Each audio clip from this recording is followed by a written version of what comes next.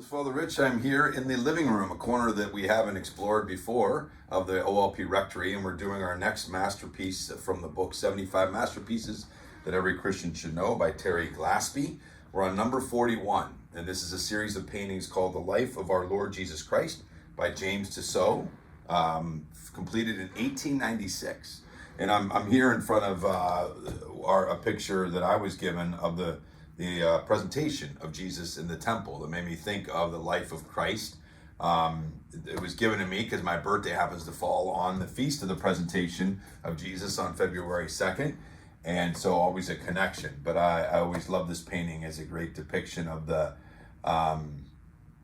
image, and it definitely tries to portray a bit of a more realistic Jewish, Middle Eastern representation of the figures, which is a huge part of what James Tissot, the artist, was seeking to do. He felt like that the life of Christ had never been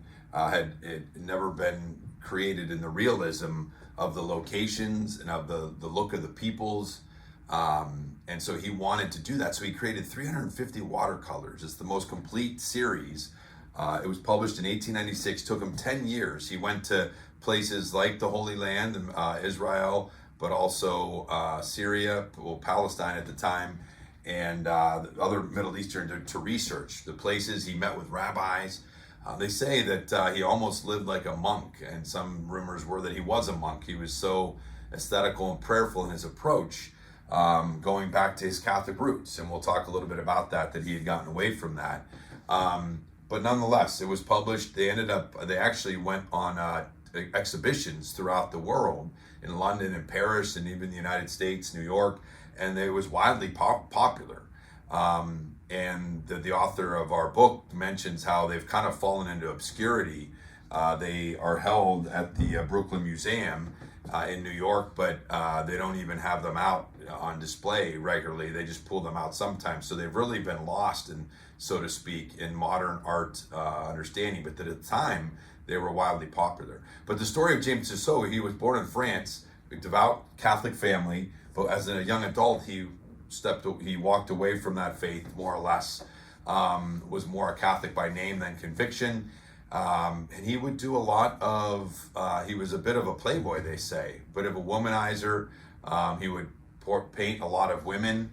In the fashion of the day, they say that he gives a great kind of summary of the fashion of France, and Europe in the 1870s.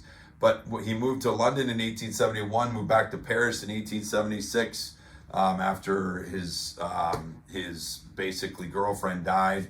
And then somewhere in the mid-1880s, he was researching locations to do more artwork of women in France, in high society. And he went to the Church of Saint-Sulpice in France. And there, he happened to be there during Mass, and he had some kind of a mystical experience during the elevation, the consecration of the host.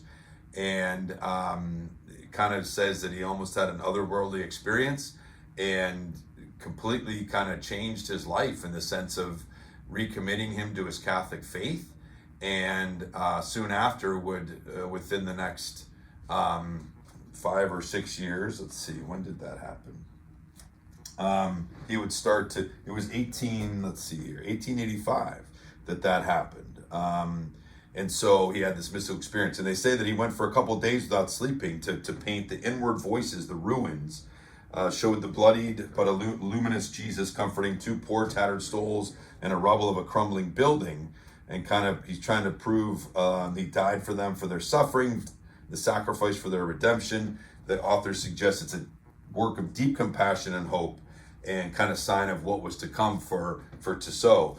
He had done some paintings of religion and Jesus in the past, but it was not his focus at all. Well, now that basically became his focus, and that moved him into the research for 10 years, and the painting that led to the publication 1896 of this book of his 350 watercolors of the life of Christ, pretty much depicting every gospel moment with Jesus.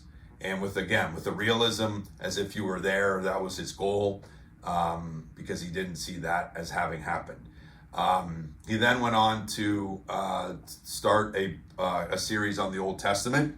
He did, I guess, just I think under 100 images of Genesis, and unfortunately died before he was able to complete that work. Again, this was somebody I did not know that much about. A priest friend of mine was very excited to see this was in the masterpieces and that we would be discussing it, because he also agrees it's kind of a under